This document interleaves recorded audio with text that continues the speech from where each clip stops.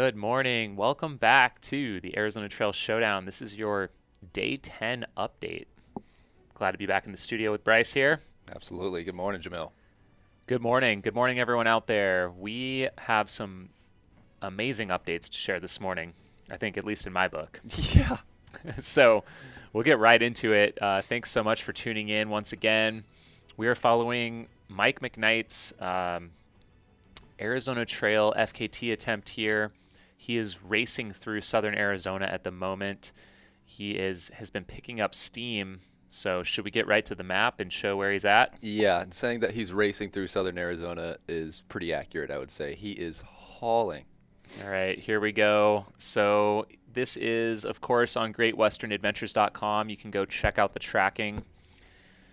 We'll do a little zoom out here.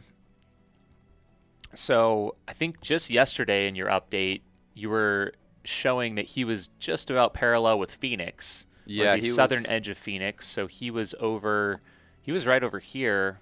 Just south of Picket Post. Yeah, and now he is on the outskirts of Tucson almost. So he has made his way, made incredible time between yesterday and today. He is almost to the location where Ben ended his attempt at the Tiger Mine Trailhead. So that is, on here it shows mile 205, but I believe it might be closer to mile 230. 230 from the southern border. From the southern border, Yep. Yeah. So this is maybe potentially a little bit off. But he is right here around mile, it says 214 to go. So he's probably... And actually, they are right up here. So this is where the crew is, the number 102 there. So he's probably, just 6-7 miles from them? Yeah. Something like that. Closing in. And we're going to check in with the crew in just a minute. But just to recap, the current FKT time is 13 days, 3 hours and some change. That would be Friday around just past 11 a.m. Arizona time. Right now it's Tuesday, 9 a.m. So he has roughly 74 hours, probably a little bit less, to get this thing done, to tag that border. It is turning into a nail biter. Can we zoom out just a little bit to show the perspective of the amount of mileage he covered today versus what he has been previously? So I guess it's kind of hard to tell on there. I want to say he covered maybe 70 miles since yesterday's check-in, 70 or 80 miles. Yeah, I think it's close to that because Picket Post, I think, is around mile 300. The amount of ground that he covered yesterday compared to the 3 days previous. Going through the Mazatals, Four Peaks, and then Superstitions. He was at a crawl. Every time I checked the tracker over the wilderness areas, he just wasn't making time. And this is what we were hoping would happen. Yep. And what we kept telling Mike, there are faster miles ahead. And after getting that big sleep, it looks like he was able to kind of come through on that. Love it. So, Bryce, do you want to walk us through what he has ahead of him? Because, this is going to be a bit of a nail biter here towards the end. So we'll zoom in slightly. There's, I guess, another big wilderness area coming up here.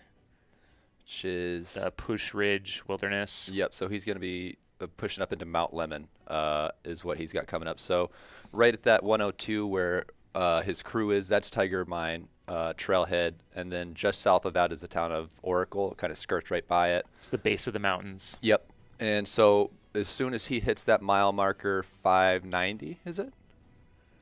580 it says. 580, he's going to be climbing basically until you see... What is that, for about 10 miles? That timestamp up there. That's 20, what Oracle Ridge they call that. It's probably close to a 5,000-foot climb. Yep. It's relentless. I'm sure it's doable. It's not the shortest climb, but it's doable. I don't remember it being extremely steep as long as the overgrowth, I would imagine, isn't too much. Yeah. Yeah, there'll probably be maybe a few spots that's overgrown, but then you get up into the trees and I think gets a little bit nicer up there at the top. Yep. I believe coming down through the Push Ridge Wilderness after Mount Lemmon is probably going to be pretty challenging. Yeah. Ben was saying that was a pretty tough section, but he's going to have to make it to the saddle, which is down here at Reddington Pass, where it says mile 620. That would be in between the Santa Catalinas and the Rincon Mountains. So for him to kind of stay on pace, I think he's going to have to get down there by the end of his running day today, which hopefully is like midnight or 1 a.m. And hopefully he can grab a little sleep there before tackling Micah Mountain tomorrow. Yep. And having been on his side and having been just done all this, I mean, it's got to be invaluable to Mike to have that sort of information.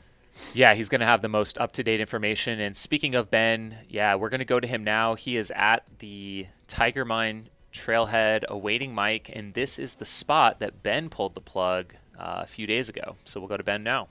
Good morning. Morning. How's it going out there, Ben? It's going good. It's a beautiful morning. The weather for the remaining of the time frame from here down to Mexico looks absolutely amazing and in our favor. We don't have to worry about any storms coming through the high countries, and even rain on the grasses that would soak the feet. So that's going to be a huge advantage for Mike, and at least an obstacle that won't be in his way. But yeah, he's moving well. He's in really good spirits. He's I think you'll probably share his post from this morning. He's determined. Once he gets, I think it's like you said, once he gets to Mount Lemmon, even on the way up, it's actually very doable. There's some overgrowth on some of the single track areas, and it's extremely rocky. But the thing is, you're going uphill anyways, and I mean, yeah, it's rocky, but you're going uphill. If downhill, that was a little bit more difficult because you couldn't make up any time because of the rocks going downhill and trying to keep your footing and stuff like that. But yeah, he has a big climb in front of him, and this is where it's going to get real, I guess you can say. If it hasn't already gotten real before. Well, yeah. I mean, it's just like, but like as we try to figure out the timelines and stuff like that, and get hopeful and stuff like that. It's we're hoping that the mountain biking that had come through had really packed down and trimmed up a lot of the overgrowth. When I went through, the grass was still standing up, and no one had been through for a good while. Interesting. That's a good point. I know that won't be true. It obviously differs a little bit in some of the areas, but there sure will be some miles that were shared. And man, there were probably 40, 50 mountain bikers. Oh yeah. That probably all went right through there. Yeah, that's a great point. Yep. We've been getting messages from some trail angels that actually were assigned trail clearing ahead of the mountain bike. They apologized for not clearing it before I went through. Oh, interesting. But that's super cool. Yeah, so and I think even some of the worst sections that I talked about on the live when I was going through, they had I think there's a good chance that they utilized our information to know where to go and do some clearing. So we're really hopeful that's actually a part of the, that's going to add to the possibility of him making those 74 hours, the 74-hour section, length of time. Yeah, he's got quite the task ahead of him. It looks like we got a little info here from Kazarian Kazar. Having a cold snap in Tucson, it's going to be freezing up on Mount Lemmon tonight. Do you think Mike will be welcoming that kind of weather? Yeah. So freezing to most Tucsonans is a lot different than freezing to us Utahns. And so it's actually pretty awesome running weather right now in my books. Yeah, it'll probably be pretty ideal. And then Joseph Huertas in the chat says that Ben's beard looks happy today. Yeah, it's so let me do a shout out. So you might have saw our post about the trail angels that hiked in the water on the Gila down to the Gila River area to help Mike out, and huge blessings for him and keeping him moving forward. Well, we broke off after he left to do some laundry in between, and the same individual that hiked in that water came and found us at the laundromat and offered his house that was like 3 blocks away to shower and take this thing out of that man bun thing in the front, that crazy squirrel, and now it's I've been able to. It's a happy beard. Got it well groomed Perfect. again. That's great. Question for you, Ben. So Mike's got Mount Lemmon coming up. How runnable or how well do you think he's going to be able to move down the backside, assuming that the trail conditions have remained the same? It's definitely. I mean, he's definitely. So the worst overgrowth is on his way down, and obviously once he gets off the very top and he does some of the switchbacks, you kind of traverse the side of the mountain on the way down. That wasn't so bad. It was just steep climb up. It's not till you get down into the gut near the river that was all my jungle videos that I kind of took with my GoPro and stuff like that. But once you get through it and you start up the other side, it's not crazy bad. It's just uphill, doing traverses back and forth. So I'm hoping with the momentum downhill using gravity, it's going to be a lot better to push through. It's just really, I mean, it's going to be an interesting. I'm contemplating my hips feeling a little bit better. I'm contemplating about going in tonight or this evening to help him with that section. If there's a section that I could possibly help him with, that might be the section just from that I've already been through it. It seems like we were kind of doing a little math. Is he going to try and push through that Push Ridge Wilderness, the backside of Lemmon, I guess tonight before taking a rest? It seems like if he kind of needs to get down towards Reddington Pass, maybe by the end of the day. Yeah, so this is a really, it's very stressful on the strategy side of things because, and I think you guys can see this, if you look at his pattern of lack of sleep and his speed performance and pace and mental, fortitude while under the sleep distress has not been a good pattern. And right now we've been doing larger amounts of sleep, and he's picked up the pace. Now he's picked up the pace in the desert. It's a lot better trail, not as rocky. So there's that. But if you look at his posts, if you look at his talking to him, he's just in a better frame of mind. I don't know.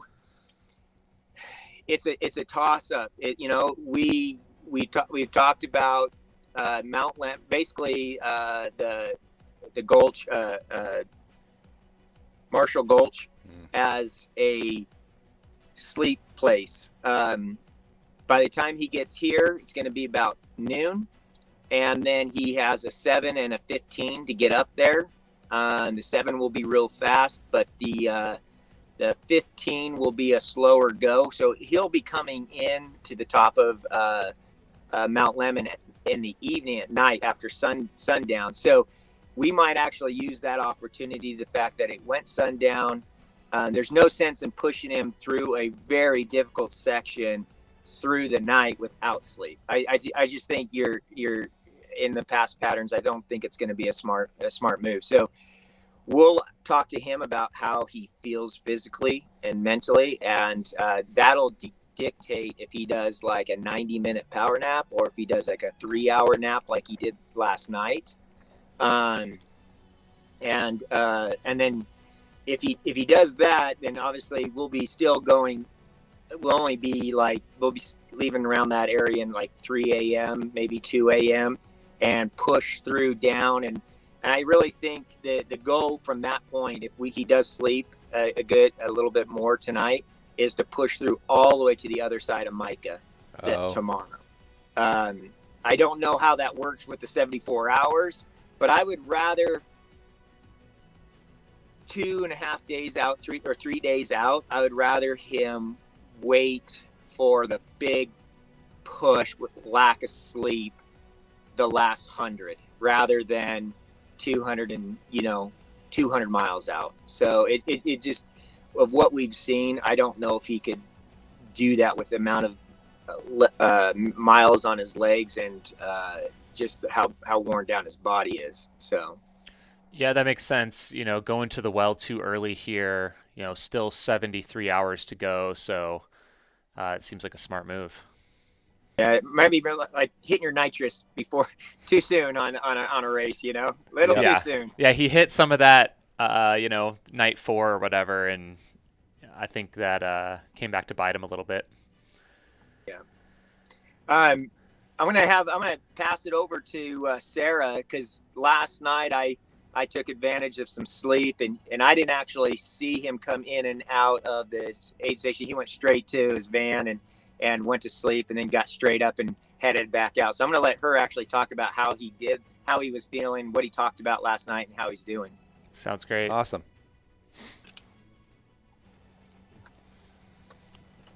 Hello. Hey, good morning. How are you holding Thank up? you. Good morning. I am hanging in there. It's been a wild ride for sure. I've been saying, his attitude has really turned around a lot. I've been saying a lot, he's said a lot for the first at least week of this attempt. Just about every time we saw him, he's just like, I haven't had a good moment, mentally, physically, any of it. And that's a long time to have, to not have any highs, And so it's really emotionally uplifting for me to see him start to hit that positive and having things going well. So, and that's how he came in last night. He is feeling that fire now and ready. He is ready to just push and do that. And so that is a major, turn of events, and really good for what he's got to do. He is ravenous. Every time we see him, he is wanting all the food. He's not, so kind of what he's doing is he's pounding in the calories when we see him, and then mostly surviving off of gels and liquid calories on the trail.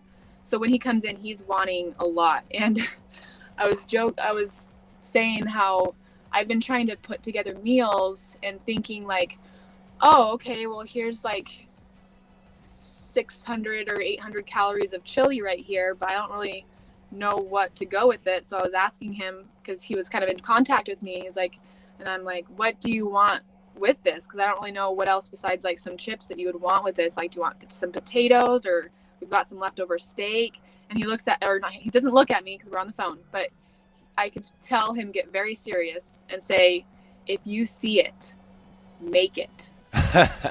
So he is, just his body is needing all the calories he can get. But so last night he came in feeling good, ready to go. He is he's getting a lot more efficient at the stops, because he's kind of having that more of the why, and feeling like this is something that he actually wants to do, because it's not miserable 100% of the time.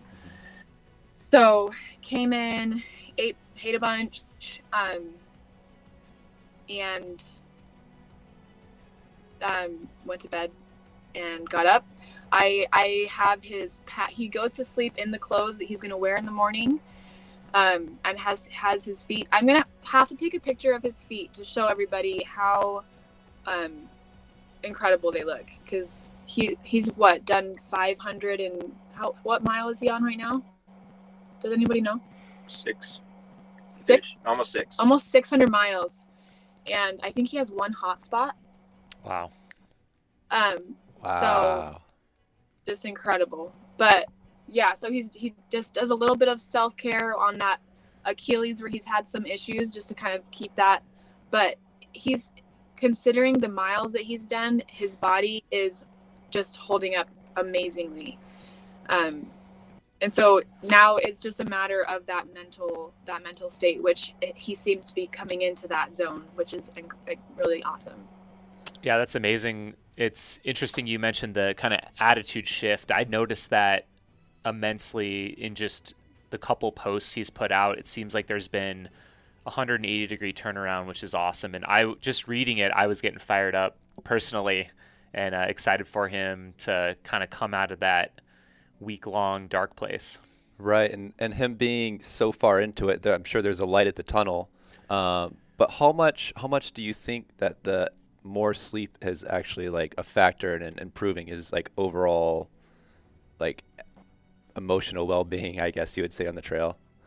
Yeah. Oh, the sleep is key. It's made light and day of the difference, because it's the mental clarity, as much mental clarity as you can have on this long of moving. And I mean, yes, he's getting more sleep, but still it's not regular sleep. But just that little extra of mental clarity, and that yeah, I don't know, just the sleep is for sure playing a major factor into the attitude shift, because he can think a little bit more clearly, and he's eating a lot more too, and I think that's also a major factor, because he's eating a lot more now than he was in the beginning, which is very important.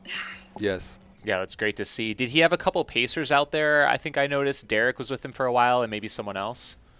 Yes, at this point we are making sure that there's always somebody with him. Okay. Which is very important and great for my mental sanity. But yeah, so Derek has taken him through, I think he did picket posts to somewhere. I can't remember the names of anything. Picket post to Kelvin.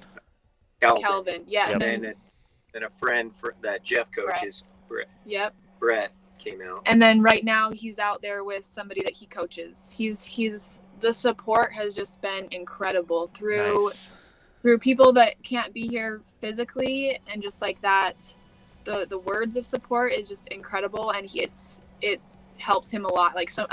When I just wanted to let everybody know that when he's getting up in the morning and he's kind of trying to wake up and trying to get that motivation to get out, he'll go through social media and read some of the comments that people say, and it just is that little boost that gets him able to be like, okay, yeah, I can do this. So thank you so much for that support. Just because you're not here does not mean that you are helping so much, and we really appreciate it, and he appreciates it.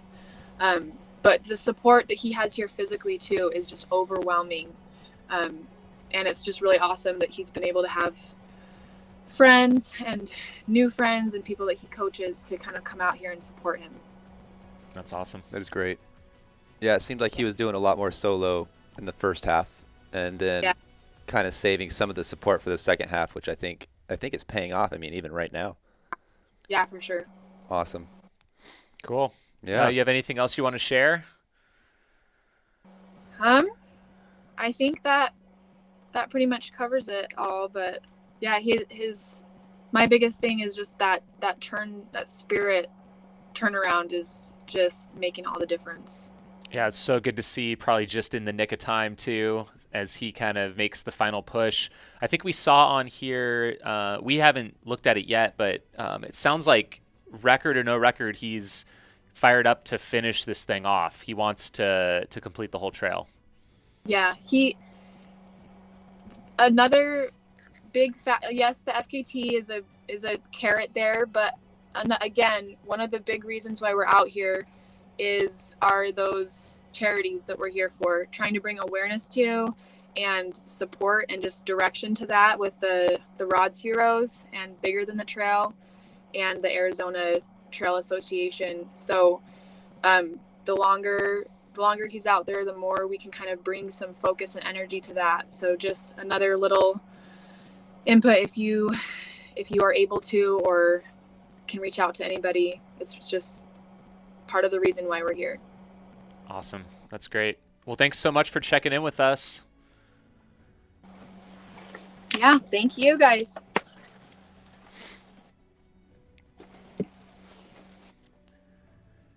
Thanks so much, Ben. Do you have anything else to add? Otherwise, we'll probably take a look and see if we can pull up some images from the last day or so.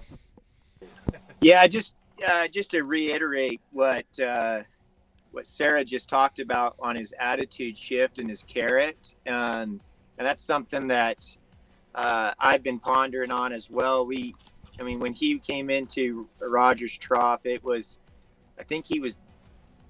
that point he was pretty much mentally done.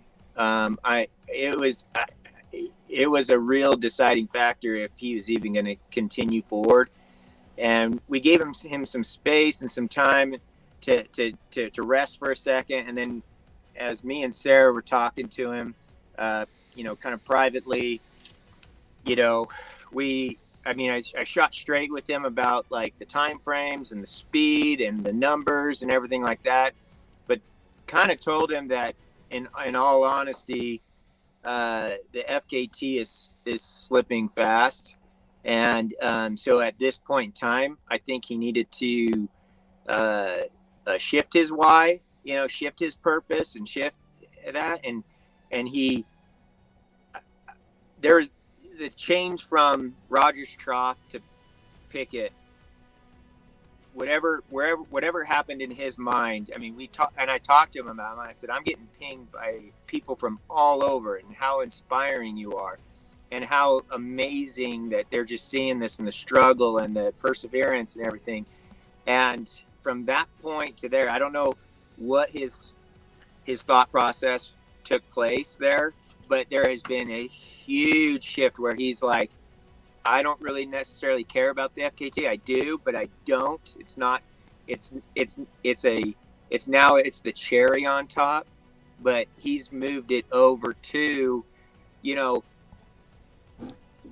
just the suffering that he's going through. But if it could do some good to those watching, and those, the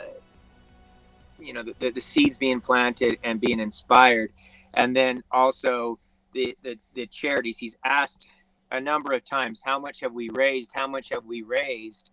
And, I'm kind of telling him the numbers, and not to be, we don't want to ever come off. I mean, we're so grateful for all donations and stuff like that. But I would like to encourage like the amount of suffering that he's going through. And especially in these next 200 miles. I mean, if you're at all inspired, and help the causes, both, like all three of the organizations give back to the community. Bigger Than the Trail, helping individuals going through mental struggles, life struggles, helping them with the proper counseling. Rod's Heroes, helping families have the financial means to then adopt individuals that are going through struggles, that were born with this, having Down syndrome, and, giving them a potential life with a family that can provide for them and not be in an orphanage for the rest of their lives of some sort, or a care center. And so there's a bigger picture. And I think his mind has shifted from more of a self FKT into a bigger, broader perspective of what this is meaning to everyone else but him, kind of a thing, and how it's serving the local community and those around him. And so I just really encourage, we're having such amazing support to him physically do it, but if everybody could just reach a little bit down in their hearts and make a just a small donation just to help increase that, what financial funds we can actually distribute to these three amazing organizations. And the third being the Arizona Trail Association, to help upkeep these trails, bring more awareness to these trails, help with the clearing of the trails, making new trails so there's not so much road, but more single track, which there's actually a lot of single track, and it's amazing, and the new routes that are being made, and it's serving the local community. And so, that's all I want to reiterate. Mike's the man, and he's laying it down, and I'm super proud of actually being on this side and seeing him do this. Awesome. Thanks so much for that, Ben. And we'll be sure to put up on the screen how to find that donation link. Yeah, so we sold out of the hats, just to let everybody know, That was but fast. we're actually doing a second round. So what we're doing is just taking pre-order sales, and once the project's over, we'll put in the order. Those will be manufactured, and shipped out. It will be a little bit later, but boy, every dollar of it goes to the nonprofits involved, and we want to huge shout out to Lake A. I mean, Lake A was our first sponsor, and they actually funded the first round of the hats completely. That's why their logo is actually embedded into the front of the hat, if you look at it. And they were the first contributors to our entire project, and then also Clear, and also Mountain Ops, and then I 100% consider Aravaipa as a major contributor to this event for the support that they've gotten behind it and the awareness that they've brought out to the community. Thanks so much, Ben. Awesome. Well, take care out there, guys. We will check in with you tomorrow, and we'll surely be following along as he has this big climb ahead of him.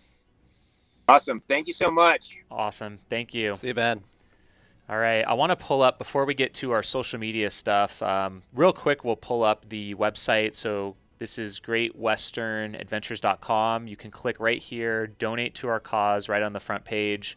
It'll take you to their Showdown fundraising link. So if you do have the means, please check that out and support these organizations that these guys are checking out. Wanted to pull up the elevation profile real quick. So I think it's on your side, Bryce. Do you want to give us the old finger? Yes. What is he climbing today? All right, so he's about even with my finger right now. Right here is going to be Mount Lemon. So, I mean, it's a big push. You can see Mount Micah right here, a little bit higher, but it's steeper and shorter. It's something that you can tackle fairly quickly. Well, it's going to take a while to get up Lemon. It's going to take a little bit to get up to Summer Haven. Yeah, like Ben was saying, it might actually be a little bit after sunset by the time he gets up there. So I guess we'll see. He might try and get a quick sleep and start super early in the morning as he descends down. He'll probably, hopefully, make pretty good time off the backside of there. Yep. All right, let's move on over to some of our check-in pages. So if you follow Mike on Strava, you'll notice that he put in a 370-mile week last week for his first week of the challenge. And then so far this week, which is just one day, he did upload a couple of his partial days. So this was the first 38 yesterday morning. He started at just before 6 a.m. after that big sleep. Picket Post is such a cool-looking mountain for those who haven't been there. Just like that morning glow here. The Copper Corridor trail runs go around Picket Post. Yes, they do. Looks like they found a desert tortoise out there. That's pretty cool. But there's Picket Post. Beautiful, beautiful day. And then this would be part 2. So from Kelvin down to Freeman Road, I believe. It's a beautiful sunset there. Yeah, it is. So that is that flatter section overall. I mean, a little bit of climbing for sure. Yep. But that is about, maybe 1,700 feet. And then it flattens out quite a bit. Yeah. Overall, some pretty good paces there. He's moving. He's moving well. Faster than 4 miles per hour for almost that entire stretch, which is, that's 100 miles in 24-hour pace. That's solid. Yeah. All right, now we're going to do a little sweep of Instagram here, see if we can find some content from yesterday. It looks like the crew found a diner in Superior for some breakfast. This is the laundromat he was talking about. Oh, there's the bridge. Yeah, so there you can see how well Mike is moving here with Derek, his pacer. Looking pretty good. I mean, considering he's well over 500 miles in, he looks amazing. Yeah. That's so crazy. And look at that smile. That's the best part, I think. Love to see it. Little ice cream and puffy break there. I cannot imagine the hiker hunger that Mike is experiencing right now. Oh, yeah. Especially what she said, he's mostly doing gels and liquid nutrition between those stops. Ooh, look at this. We've got Kathleen Bober clearing some cat claw from Tiger Mine. So the section he's on just in a few minutes is this section right here. So it looks like there's some trail angels not only giving some water, but also clearing the trail. It's amazing. The Arizona trail community is really special. I mean, having hiked it, even like all the trailing, there's just so much support along the entire thing. It's a really cool thing to have in our home state. It reminds me of the end of Joe's trip where his crew was like post-holing for him. Yeah. And then now we've got people clearing the cat claw ahead of Mike. It's very similar. There's a lot of parallels going on. So there is an update from Mike. We won't be able to push that through, I don't think, but maybe we'll take a quick listen in. Where is that? Might have to refresh. Oh, thank you. There it is. All right, so there is an update here. Where's our tools? There we go.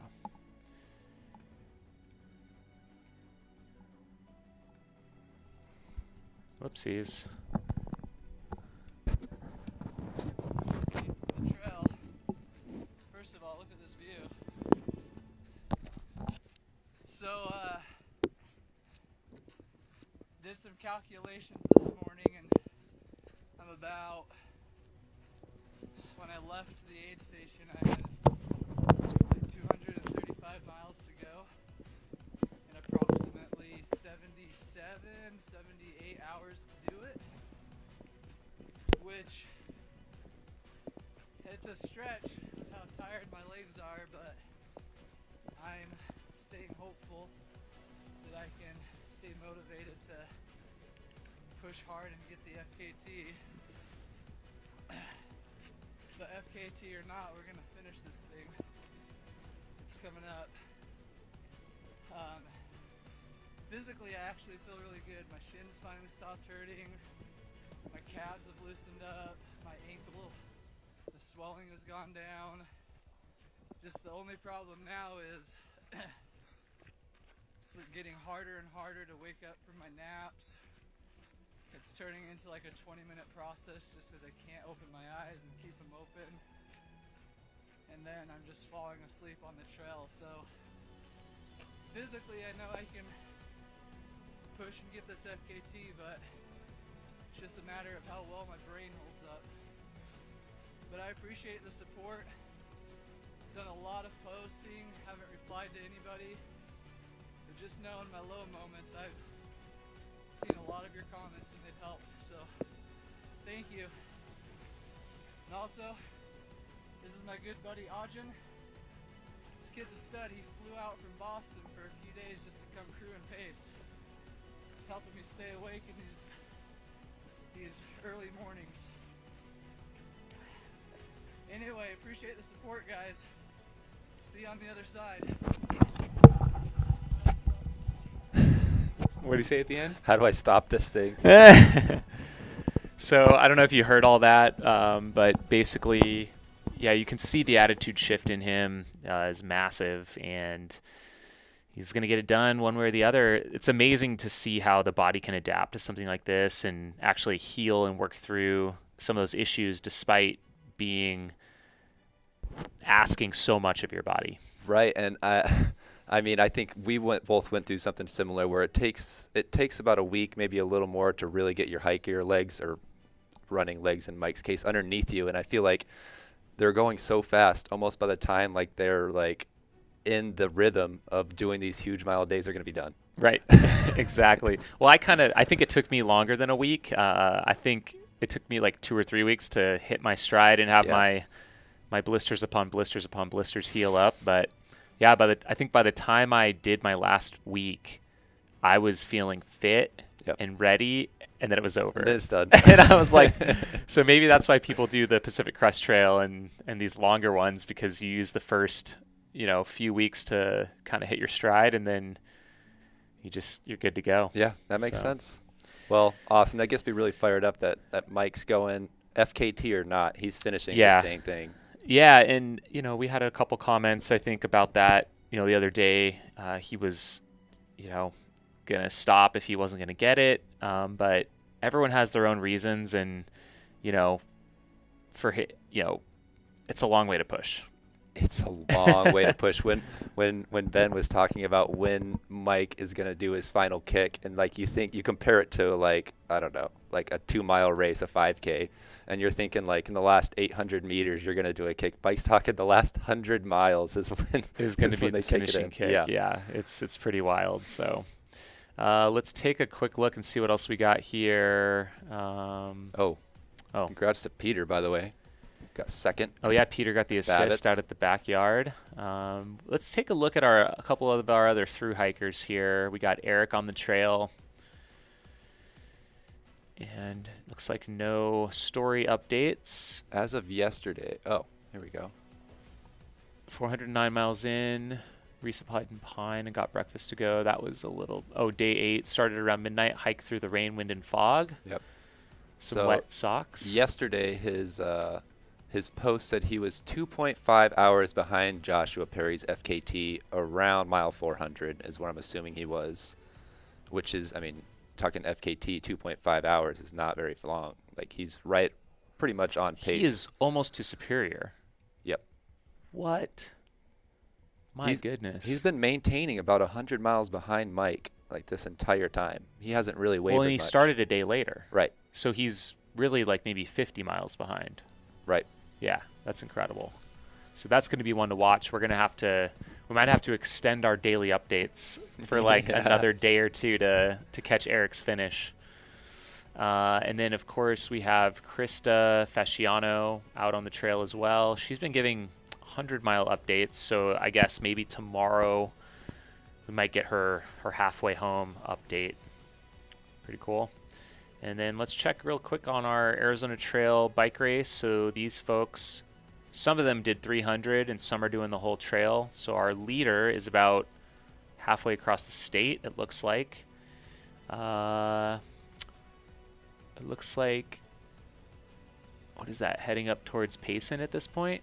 Yep. Parallel with the Mazatals. Oh yeah, nearing Payson. So looks like some dirt roads, almost to Payson. And then it'll be riding through, looks like what, Fossil Creek? Oh, yeah. Or It no? does look like that. Or maybe that's Oh, yeah, a little I bit think like it that. is. Looks about right. Payson. Oh, no, maybe. Oh, it's a little sooner. Oh, the Verde. There's Pine. And then Oh, back okay. to the High Line. Oh. Good Well, the luck. High Line has gotten a lot easier, I That's think, these true. days. But that will be a haul from Geronimo across and then up the power line cut. There will be some hiking and biking going That'll on. be a crux. So, Yep. Let's see. I think that's about it. You have anything else you'd like to add? I think we're just. Oh, thank you. We're just gonna have to see how today goes. I think today will be a big eye-opening. I don't know what I'm saying. Kind of right like now. yeah, I mean, it's a really telling day. Yesterday telling day. was a big one. I remember signing off of the podcast, and as Mike was going down into Martinez Canyon towards the Gila, and just being like, all right, today, like he has to make up big miles, and he did that, and he did more than what we were even expecting. So Yep. I think Yeah, so today we'll see how he handles getting back up into the mountains, I guess, is the telling sign. Is he Right. going to have his mountain legs on him? Yep. Can he get up to Lemon in a reasonable amount of time and continue to keep his mind clear and fresh with those sleep breaks? Well, he certainly has some awesome support behind him. So Absolutely. Thank you guys for tuning in. We'll see you tomorrow morning for our day 11 update. thanks, everyone.